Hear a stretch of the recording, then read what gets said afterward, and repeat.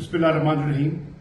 मुझे एहसास है कि आज पाकिस्तानी और तहरीक इंसाफ से मुंसलिक हर कारकुन इज़्तिराब की कैफियत पे है।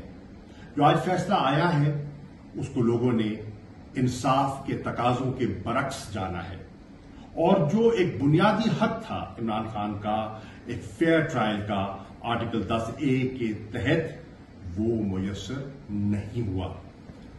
मुझे इज़्तिराब की कैफियत का इल्म है और हमने सबने मिलकर उनकी आजादी के लिए अपनी जद्दोजहद जारी रखनी है।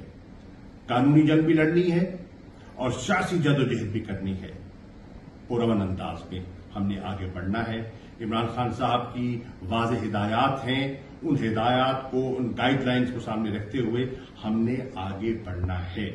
मेरी अभी कुछ पार्टी के सीनियर लीडर्स से मशावरत भी हुई है, टेलीफोन पर बात भी हुई है और आज कोर कमेटी का इजलास भी मुनक्किद किया जा रहा है ताकि हमने आइंदा का लाएअमल क्या बनाना है उसको हम उस पर फाइनलाइज कर सकें। कुदरती बात है कि एक फितरी रद्दअमल है लोगों में, एक इज़्तिराब है, एक गम गुस्सा भी है और मुख्तलिफ जगह पर लोग अपना इमरान खान के साथ यकजहती का इजहार भी करना चाहते हैं और अपना पुरअमन एहतजाज भी रिकॉर्ड कराना चाहते हैं। वो आपका आईनी कानूनी हक है, कोई आप वो सलब नहीं कर सकता। पुरअमन रहते हुए आप अपना हक इस्तेमाल कर सकते हैं।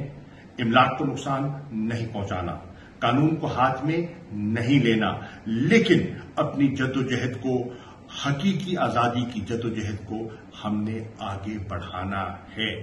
इसके लिए एक मशावरती इजलास आज ही बुलाया जाएगा जिसमें हमारे वकला भी होंगे और कोर कमेटी के दीगर हजरात भी होंगे।